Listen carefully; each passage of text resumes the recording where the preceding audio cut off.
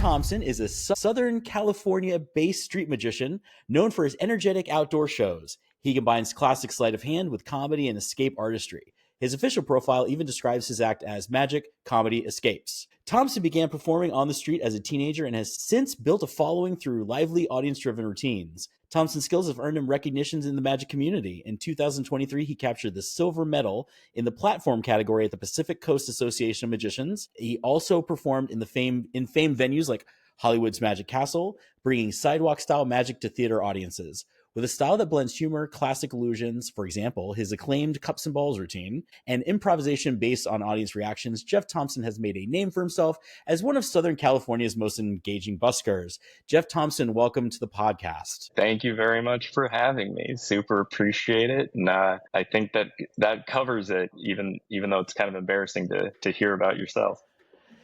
It is, but if you don't toot your own horn, who else will? That's true. That's true. And that's why a lot of buskers carry a horn, I guess. That's okay. Yeah, I've seen horns. There was one I saw carrying a whip, and he was whipping a piece of spaghetti. This was in Alexandria, Virginia, and he did the cups and balls. We'll get into the cups and balls because I feel like that's a traditional busker kind of routine. Am I right? Yeah.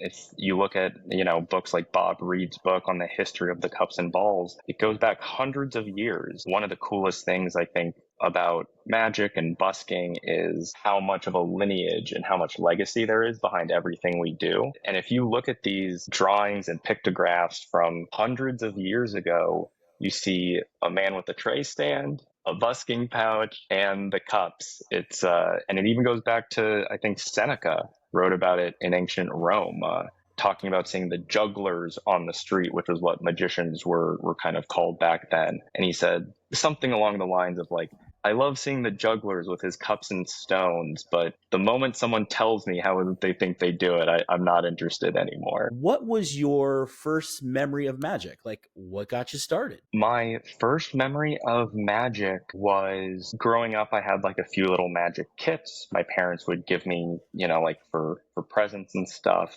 very basic things. And then I saw David Blaine's Drowned Alive special on TV. I was in middle school, like 7th grade-ish or so, 11, 12 years old, and or like maybe even younger than that. And I asked my mom for like, can we get like a magic set? Because then I was really interested, more than just like a childhood fascination. And she said, I'm pretty sure we have one in the closet that you never opened from a birthday. And I go into the closet, and still wrapped in cellophane is a Lance Burton Halloween themed magic set with a VHS tape, a floating cauldron, and a few other tricks. So that was really like my first experience getting into magic and things like that. Wow. When did you go full time? When did you decide you're gonna go that route? So I actually still just busk in my spare time as much as I can. I have a normal 9 to 5, and then I busk on the weekends and holidays and really whenever I can. That's awesome. Something that I really enjoy. It's a passion of mine. It's a therapy being out there on the street. I just have such a love for performing and street performing and, bringing joy to people and interacting with them. So it's something that I've done since high school. I started street performing when I was about 13, 14 years old, back in high school on the weekends. And I've tried to keep that up. Did it in college in New York, and have continued it out here in SoCal. What made you go, okay, I'm going to do street performing? It's a really good question because not everyone is drawn to the street. Not a lot of performers want to swim upstream like that. And one of my first memories was shortly after I had learned magic.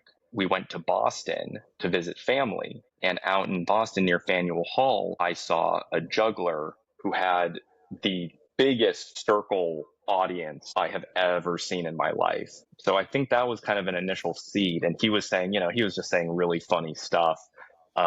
We showed up late to the show, and he asked everyone if they want to see magic or juggling. And, it's a juggling show. But I was one of the only people who yelled magic. And he said, all right, for the idiot kid over in the corner. And he pulled like a rabbit out of a hat and then a hat out of that rabbit, like as a bit.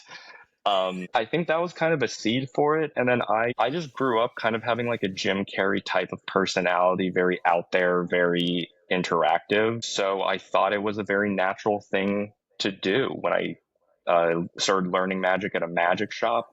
Shortly after that Lance Burton kit, there was a weekend like strolling street fair called Cruisin' Grand Avenue, and it was all these cars and all these people, a big community event, and we would set up a table outside the magic shop. So even when I was just before a street performer, we would do essentially these little street shows right outside the magic shop to try to bring people in. And so I thought the interaction was cool. It felt like you could do whatever you want out there. And it's so unique in society, you know? Usually everyone's out and about going to their appointments or whatever. And here you have a moment to gather a crowd and make a joke and make inside jokes, create inside jokes with people, make people like your helpers and stars of the show as well. So I think that's what kind of drew me to the street is the freedom of it. Do you remember what your first act looked like as a teenager? Yeah, so my dad would drive me to Balboa Park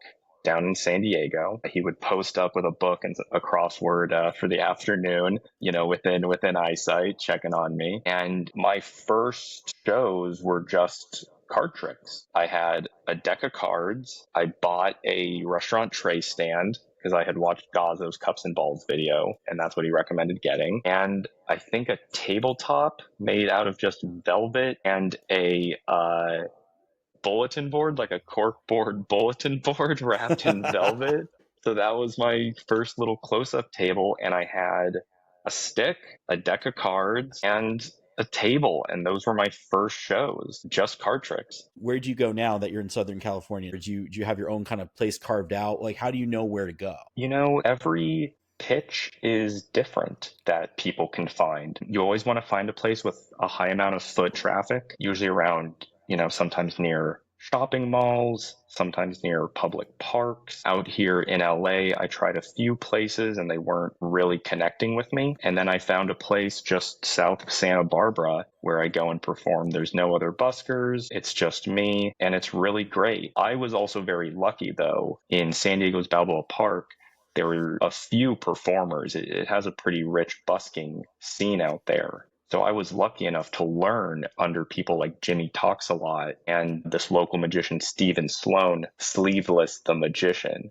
So we would rotate shows and they would watch my show and help me and give me advice. So I was really lucky to have other buskers and other magicians help me along my way. Do you find that that's unusual? Because like I would think it'd be a little more cutthroat. Like if they're giving you money, that means that they're probably not going to stay around to watch me do it. Or do you find that it's a different community? You know, some people are really territorial and they really want to work, and anyone else working near them is taking money from them. I was a kid, so I think being a young kid wanting to get into it helped. But that's certainly something that I recognized as I got older was that, wow, like those guys did sacrifice money for me. You know, they actually did go out of their way to let me do a show and then give me advice on it. So I think in general, magicians are they can be fairly friendly to each other. You know, obviously, that's not the case for everyone, but I think in general, a lot of people want to see others do well. So it's not unusual to share a pitch, you know, especially if there's not many places to work, then it becomes a necessity just because also no one person necessarily has a right to own a spot in street corner. But I did get chased off of a spot in New York. I learned the hard way that not every street performer wants to share their spot with a kid. I was doing a show, and as I looked around, there were a few really ripped, tall guys who were not smiling or laughing at my jokes at all. And I finished the show, and people walking up, putting money in my hat, and these like 5, 6 people or so slowly closed in on me Oh, as jeez. the audience dispersed. And I was like, hey guys, what's up? And they said, hey, this is our spot, you're gonna have to go. And I said, well, you know, it'd be great, like I just finished a show, you guys could do a show or two. I could do a show or two. We can take turns. And they all just kind of took one more step in. And the guy said, I'm going to say this one more time. This is our spot, and you're going to have to go. They're like, leaving. What a good idea. Yeah, and I was like, that is a good idea. I think I am going to go. As just curious, what was their routine like? They were acrobats and dancers, Okay. doing flips over people and things like that. I mean, they had done a show that everyone has heard or seen a million times. Um, which also I was a little bit upset in my mind. I was like, you guys like aren't even doing something crazy original. Like I've heard your lines before. But when there's six of them with abs, They could just pick you up and grate you over their abs, and that would be the end of it. yeah, and there's not much to grate on me either. Just grating string cheese. I'll trade you. I've got plenty to share. I have a question about well, you live in California. You have to be, you can't be overweight in California. That's like a cardinal sin, right? You have to have a tan, and you have to be able to surfboard. Skiing in the mountains in the morning and surfing at night. That's just what we all do. That's why the traffic's so bad. Yeah, exactly. So I can see why you're out on the street, because if you had to actually drive anywhere, it would be impossible. You could probably just wait while people are waiting for their cars to move. They can probably just watch your show from their car and just throw money at you. There's on one intersection near my house, there's a guy who does a short juggling act at the lights and intersection. And I always try to tip him whenever I have cash on me. And I always tell him that he has to go to a busier spot. But again, that's the beautiful thing about the street. That guy thinks that his best spot is this literally an intersection that he comes out and does his act in. Other people do the beach and the boardwalk. Other people do public parks. There's no shortage of spaces on the street. Wow. In Brazil, on the side of the street, when you're waiting for the light to change, you can buy sandals and also get robbed. It's your choice. It's up to you. It's whether if you have an air conditioned car, you're kind of screwed. So I have a question about cups and balls. So definitely could tell from your skill with them that you've been doing them a long time. When did you start using cups and balls in your Yeah, so thank you very much for saying that. I appreciate it. And that's you gotta appreciate a good cup and balls act. well, and that's one thing that the street will give you is that the street will give you flight time on a routine. You can do, a dozen, 2 dozen, depending on the time. You can do a lot of shows a day. If you're working on a routine, starting a routine, have a routine, you're going to be able to do it over a lot of time for a lot of different audiences in a very quick amount of time. So actually, the cups and balls are my finale now. But before I did the cups and balls, I did a straitjacket escape. Oh, okay. I And like so that. I did that for years and years and years, and I had always kind of worked on the cups and balls growing up, but because it's a staple of Magic. It comes with most Magic sets, the three little rainbow colored balls and cups. But I really wanted to make a routine mine. So it wasn't actually until the pandemic that I put together my cups and balls routine. I have a public playlist on YouTube saved of almost 200 cups and balls videos that anyone can watch. And my goal for my cups and balls routine was not to do Vernon's routine. It makes perfect sense. For the all right, so this is the education for the non-magical listeners. Di Vernon was basically the grandfather of modern Magic. His cup and ball routine, which is you can watch online, is the classic, and everyone pretty much starts out doing that routine. And what I love about you is you don't do that routine. Your routine is great. And is that the routine that you did at the Magic Castle, or is that that's the finale that I saw at the Magic Castle, or was that Yeah, the whole routine that you did? Yeah, so the routine I did at the Magic Castle was essentially my street routine. I didn't really change anything for it. It's just a routine that I've put together that I've done. And, the main motivation of that was it was my first time ever booked at the Magic Castle, and I wanted to just do everything that I knew. I didn't want to have to think about anything. I wanted to do stuff I was comfortable with. So I was really honored to be able to bring my cups and balls into the parlor there in the Magic Castle. And, when I put the routine together, I watched all of these different routines and instructional videos and stuff, and I wanted to put together something that I enjoyed. What phases made sense, what moves are really cool, and then tried to piece it all together as to what makes sense. How can it go from one phase to the next? Yeah, so thank you for noticing that. I wanted Absolutely. to make it something unique and something a little bit different than everyone else was doing. What makes a cup and balls routine good for busking? I think the routine itself, any cups and balls routine, lends itself to audience interaction and talking with people, asking people what's under the cup, how many are under the cup, which cup do you want the ball to go to? So the routine naturally has a lot of points of interaction. Oh, Um, great. Yeah. and I think that's one thing that a lot of performers do really well with it, is always trying to get the audience involved however they can. And then when you street perform with it, and if you watch Gazzo's routine, that's like the whole show. And to a certain extent, when you're street performing, people want to enjoy you. And the cups and balls are all pretty plain props that people think about, but they're listening to you the whole time. So I think the cups, and just historically, what's always made it good is that there's mystery to it, three objects to keep track of, and then great surprise at the end that, I hear countless times, like, where the heck did that orange come from? Where the heck did that coconut come from? So it's something that can stay with people.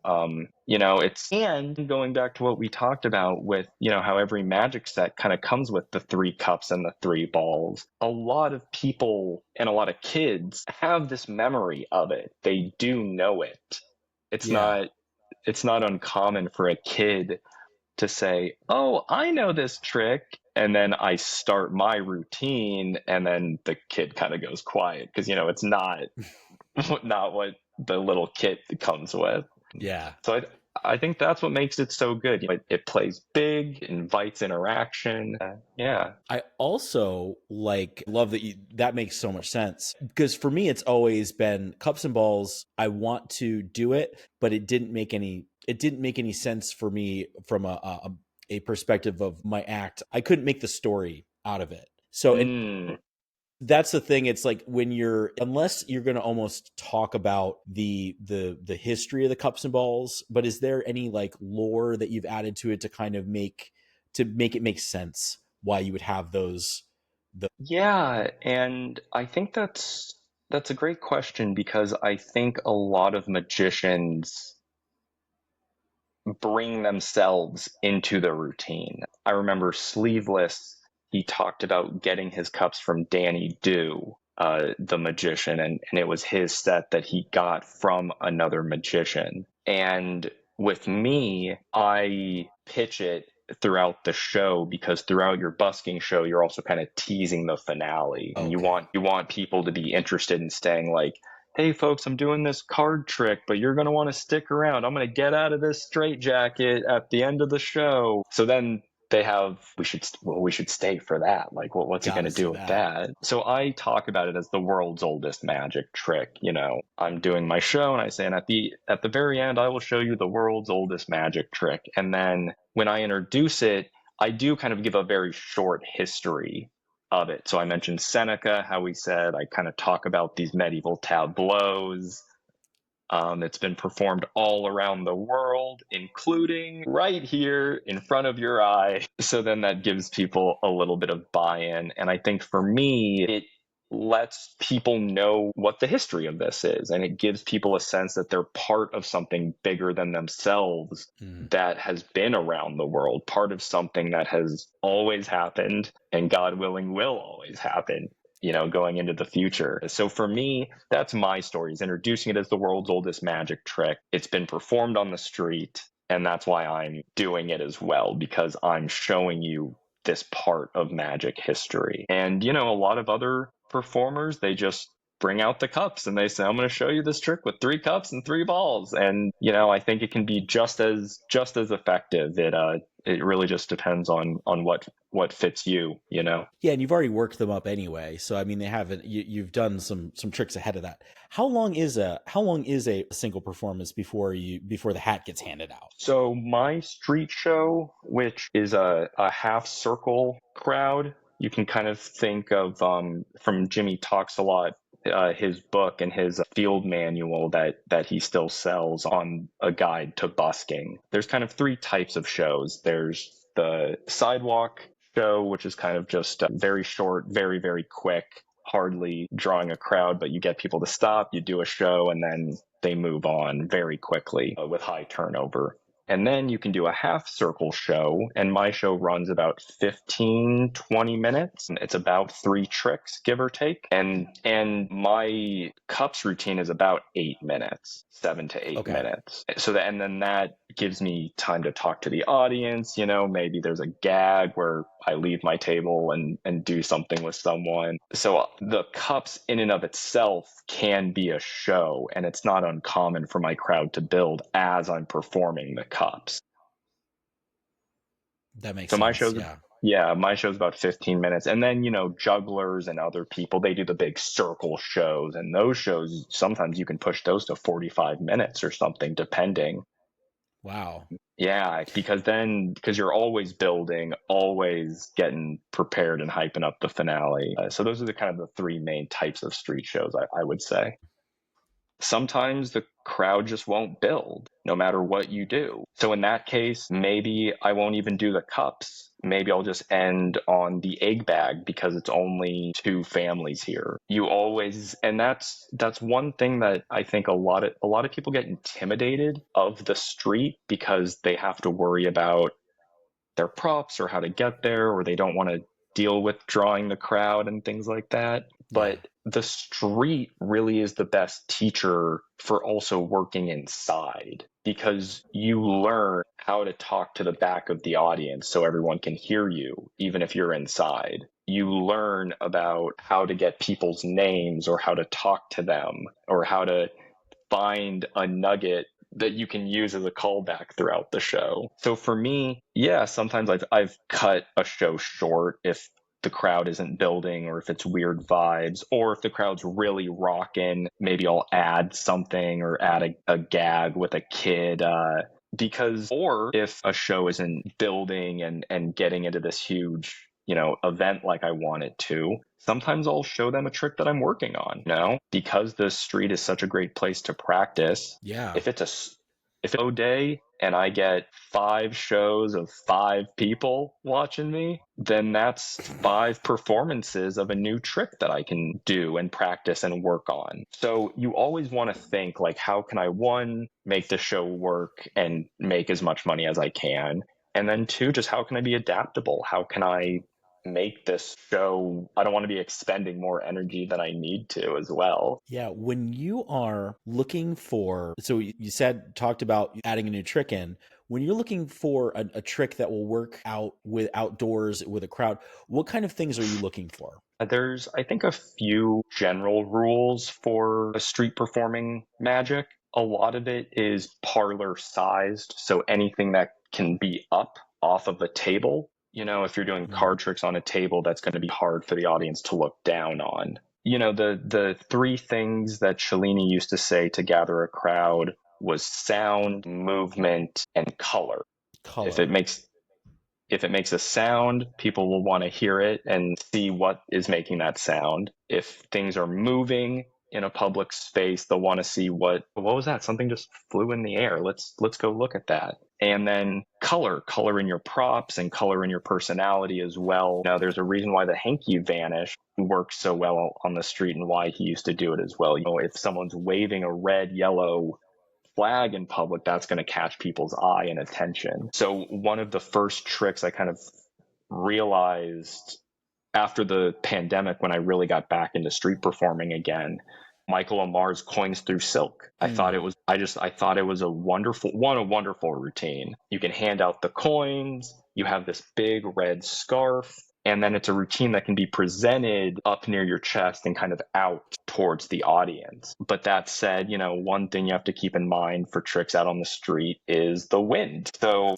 Yeah, so you're probably not boomeranging cards outside. yeah, some people do. Like I think Kenny Lightfoot will like end his show sometimes like throwing cards and things like that. But the wind will get you, even if it's just putting a card on the table, and then you'll just end up being like, "And is this your?"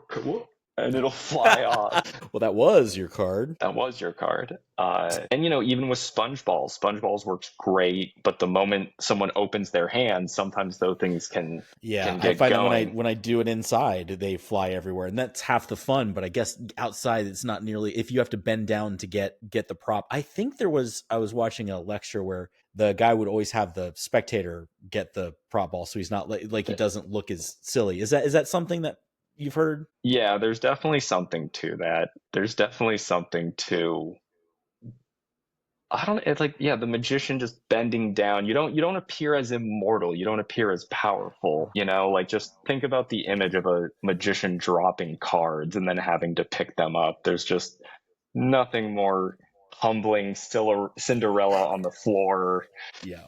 So I think it evokes that, and I think there's something to having the audience help you with that. Yeah, makes sense. I want to talk to you about egg bag because you're one of the few people. I feel like the egg bag doesn't get enough love, and it's one of my favorite tricks. Yeah, I mean, for me, my presentation is this is the little bag that I carry my props and my things. When I travel around the country, sometimes I can't bring everything, so I carry a deck of cards and some coins, and I also use it. I put stuff in the bag and empty it. And then I say, Okay, great. this bag holds my props, my things, my hopes and dreams, and I'm snacking it. Go ahead and reach in there. You can tell that it's empty. That's right. No hopes, no dreams. And that kind of gets like an awe. And I go, no, it's only because I'm living them. That's why. Nice.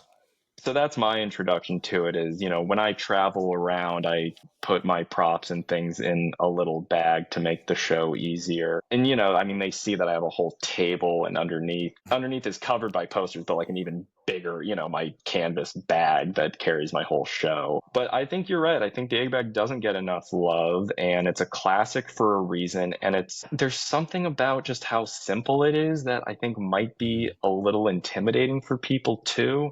It's just my dad jokes about it. It's the egg, no egg trick.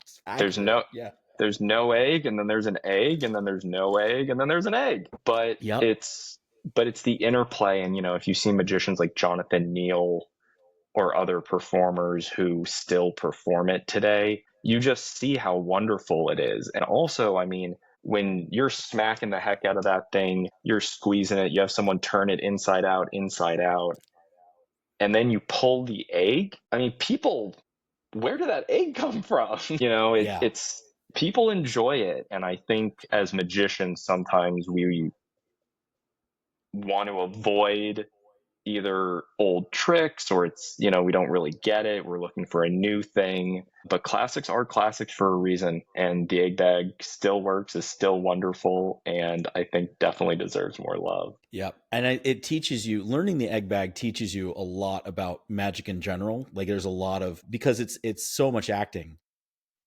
Hmm. because it's such a simple concept that you don't need to worry you don't need to worry as much about the method. There's not, I thought it would be harder to manipulate, but it's actually, because it was so easy, it's one of the tricks that I always do, because unless I accidentally drop the hollowed out egg, Right. it's pretty much perfect. Did change to do you use hollowed out eggs, or do you use something different, I use or do real you use full eggs that egged? Use I real use eggs. well, real eggs that I hollow out Okay. myself. Because I switched to something which is actually, I'm not sure if it's changed my life yet, but it's a little bit heavier. But have you ever heard of, Mm. they make ceramic chicken eggs to put, and I had no idea until I have some friends who have chickens. When you have a chicken, you got to put an egg in its nest so it knows to lay the eggs there. And they sell specific, Okay. like they ceramic eggs. Now they're heavier than a regular. So I tried it with a hollow, because the spoiler alert, you want the egg to be light so you can't feel that there is possibly something in the bag. without giving it away. So it's slightly heavier, but because I was working with a lay audience that didn't know that they're like what the how heavy the bag was going to be, and I only have the audience hold it at the very end. She didn't get it, and that way, because I've dropped as an amateur, I've dropped that egg a few times, and it just basically I said, okay, well, we're doing another trick now. What's your finale for the egg bag? Do you have anything else come out of the bag, or more eggs, or what do you? Yeah, my finale is inspired by Tom Mullica and Okay, yeah, his I've seen that one a bunch. yeah, and his egg bag routine, where if you haven't seen it, at the end he produces a beer glass and a bottle so then he can empty it Holy out. moly! So what I do is I just produce a whiskey glass at the end. And I just, always trying to grab and my egg bag routine is still not where I want it yet. I'll see different performances and I need to get more bold about giving the audience the egg bag. I'm not quite there yet and I haven't Yeah, incorporated that into my routine, but man, the more you can get the bag in their hands, I know it's yeah. more powerful. I will tell you, I've never, whether I have a full egg, an empty egg, or a ceramic egg, no one's ever. You just don't think about it because you don't know how heavy the bag is, and I'm only Yeah. giving it to them by the corner. So and Yeah. then, but when I do that, I don't use the Malini egg bag. I use the different Mm, egg bag where it's up the secret sauce is up towards the top. So I sure. just kind of, as I'm giving it to them, I kind of pinch and kind of squeeze it so I know, and I hold it out. So even if the egg has appeared already, they don't see it. So Yeah, it's a wonderful routine. It's a routine that you can do different things. I know Steve Myers makes a shot glass finale. I think Billy McComb used to do that with his finale, was produce a shot at the end of the routine. So yeah, but my finale is inspired by Tom Mullica. I wanted to kind of get as a bigger glass out of there. so cool. I love that idea. Do you have an example of like the crazy audience interaction that's happened to you? Because I mean, having so many interacting with so many people, you must have like a crazy story somewhere. I think, yeah, the really most memorable, well, and it's mixed, you have really, really nice, sweet memories that will stay with you forever. And then there's usually like one or two shows. So one really nice memory was I had finished a show and this father was standing there with his son, like basically just holding onto his leg. And the guy didn't speak English very well, but he told me, he said, your show, your magic. I see your heart. I can feel Oh, it. So that's something that's like, and that's gonna stay with me forever. When you just get those little moments where someone's like, man, I really needed that. Like, I'm going through XYZ in my life, and then here you are screaming on the street. Uh, and it just, you can give them a little escape. So memories like that can happen a lot. And then the most memorable messed up story was I had been performing for about a year, and Don Driver, my mentor, a famous pitchman, he had given me a straitjacket. He mailed it to me for my birthday. any other job that would seem odd. Any other hobby where a 14, 15-year-old has made best friends with a 60-year-old online gets a lot of looks. But I had been street performing, and he said, I think you've done a really good job, and I think a straitjacket would be great in your show. And I was doing the straitjacket escape. I was in the straitjacket and standing between my table, which was behind me, and the audience, which was in front of me. And I'm doing the straitjacket and joking and doing the show. And these two kids on skateboards pushed my table over. So I turn around, everything is crashed onto the ground. And I was kind of shocked and I'm restrained, so there's not much I can do. Oh, dang. And at first I thought maybe it just fell or something like that, but no, these kids had knocked it over. And I'll always remember this. This guy in the back of the audience, he had his kids watching the show. He was wearing like a white wife beater, like a tank top, and he like kind of like patted his kids on the head, and he was like, "Stay here," kind of. And I kept performing because what else am I going to do? I'm not going to stop the show necessarily. I'm escaping from the straitjacket, and almost when I'm about to get out, it's like the final phase of the straitjacket escape. The guy comes back with the two kids by like the scruff of their neck, like baby cats, and he dragged them over, and the whole audience went crazy. And he was like, "Hey, pick up that guy's stuff." And they set my table back. I basically Wow. was like, "You're the hero of the show." Like, what the heck? So that was definitely like the most memorable show that I ever did. Just the visual of this guy in a wife beater and just, I love really it. just pulling these kids and forced them to apologize to the whole audience and me, and had them fix my table. And then, Lord knows what happened to them. Wow. Yeah, the guy wanted to tip me, but I insisted that he not. I said, "Dude, you did more than enough, man. You made the whole show." Then it's paying for enforcement. So what led you to get a show at the Magic Castle? So I've always loved street performing, and it's something that I've always wanted to do. And last year, because I performed at the Magic Castle in March 2025, so just this year. Last year, I had emailed the Chicago Magic Lounge and I said, "Hey, I'm a local magician here in Southern California. I also do close up magic at Illusions Magic Lounge here in Santa Monica in Los Angeles, which is a really wonderful magic theater. And I also street perform. Would you be interested in booking me?" Just a cold email. And I sent them a close up video of me performing at Illusions here in Santa Monica, and a short video of my street performance. And Ben Barnes, the director out there, took a chance on me and said that, they would love to book me. It looked really fun. So I built up a little bit of credibility, between Yeah. Illusions Magic Lounge out here in Santa Monica, and then being able to perform at Chicago. And in Chicago, the performances I think went like pretty well, but I was such a nervous wreck because when you're on the street, the stakes are also relatively low, like you're convincing people to stop and stay and pay, but you're not really going to see these people again.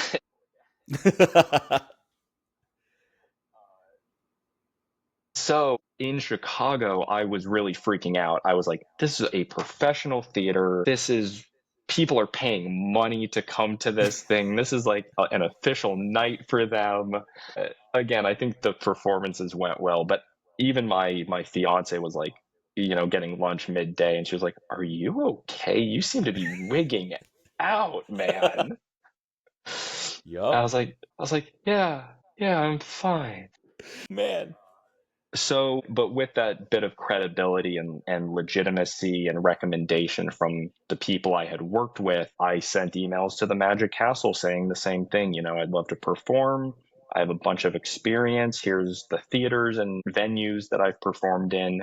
I would love to perform there. And they ended up getting back to me. Jack Goldfinger booked me in the parlor for my very first time at the castle. That's amazing. What made you want, like, obviously just because it's awesome, but was there any other motivations that you had to start doing inside theater work? It's something that I just always wanted to do. I love street magic, but I think every performer is kind of chasing the next high, kind of chasing. Also, just I wanted to see if I could do it. Very honored to be able to perform close up at Illusions here in town, this great theater. I was really honored to be asked back to Chicago again this year in November. Oh, amazing. Okay. November 13th through 16th in All the right. 654 Club. Oh, you're And going to be at the 654 Club. yeah, I 654. think it's 654 Club. So, honored to be asked back there. And I just wanted to see if I could be booked there and perform. I That's think awesome. it's quite the adventure. And then last year when I was booked in Chicago, I brought my busking stuff and I basically performed a similar show in the 654 Club. And I took the train from Los Angeles to Chicago. Holy moly. 2-day trip, just looking at the American countryside. It was a wonderful, wonderful experience and memory. That's amazing. It looks like so much fun. It's It's so cool. one thing about magic, and a lot of artistry and a lot of performance spaces is that there's just so much heart and soul in them. Here, what Randy's doing with Illusions is great, just constantly making it better, constantly making it feel like more of a home for everyone who works there. And the Chicago Magic Lounge, I had such a wonderful experience. Everyone there was so welcoming to me. The place is just palatial in terms of how regal and gorgeous it is. They have that huge cabaret theater, the beautiful bar top with the cutout for the close-up magician. And then the 654 Club is a wonderful close-up theater where people can perform as well. So they've really got something wonderful out there. I just love to see the renaissance of magic lounges. I just think that is the greatest. I love the fact that there's Illusions and Chicago Magic Lounge and multiple other ones opening up. I know that there's one in Reno that Eric Casey is at. So I just think that is the coolest thing, that live magic is back, Yeah, I think especially with how technological a lot of society and work has been, I think that's something that magic also offers, is something that you have to see in person, which is also kind of why my digital footprint is not as big as it should be or could be. I just kind of have a feeling that it's something to be experienced in person rather than through a screen. And I think all these places just give people a really wonderful escape. Absolutely. I'm excited that you're going to be back in the Magic Lounge. I have to make a trip out to, I have cousins and I have friends out in Chicago. One of my best friends is the CEO of a small dental company out there. So I've been meaning to get out there. So what date are you going to be at the 654? That'll be November 13th through 16th of this year. 13th through 16th. So make sure everyone that's in Chicago get those are going to sell out fast. They always do. So what's next for the magician Jeff Thomson? We have, we're coming up to the July 4th holiday. So going to be working a festival out here for July 4th. And then in general, just continuing to work here at Illusions Lounge and see where magic takes me. One thing about magic that I love is that it's something that I can always just create on my own time. And any opportunities that present themselves, I'm happy to try to take part in, if I can make it work around my schedule and take part in it. I'm just here for the adventure that it brings me on. I never thought, not that I never thought, but the reality of being booked in a prestigious venue and being put up somewhere in a hotel or an apartment or something like that, I'm so thankful for it. It's not something that a lot of people get to do. So for me, nothing too much planned this year besides the Chicago Lounge and this July 4th, and continual work here at Illusions in SoCal. But anything and everything, I'm just really happy to experience it as it comes along. All right. Well, Jeff Thomson, thank you so much for being on the show. You have incredible insight, and it's really nice to talk to somebody who busks. I just think that's the ultimate in pressure test for how your magic works. Like if you can do it in that kind of environment. Yeah. And I think just something to remember is that once you jump in the water, it feels fine. I think a lot of people get intimidated by busking, but if you have a table and tricks that you enjoy, then people will enjoy you, and you'll learn a lot of lessons from the street that you can take into theaters and parlors and your private gigs and things like that. So I certainly encourage everyone to hit the streets. I love it. All right, Jeff Thomson, thank you so much for being on the podcast, and we'll get out there. And if you're watching this and you like what you see and like what you listen to, please support the show, comment, subscribe, hit the bell, and make sure so you don't miss an episode. And this is Magician's Workshop. I'm Dr. Todd. This is Jeff Thomson, and have an awesome week.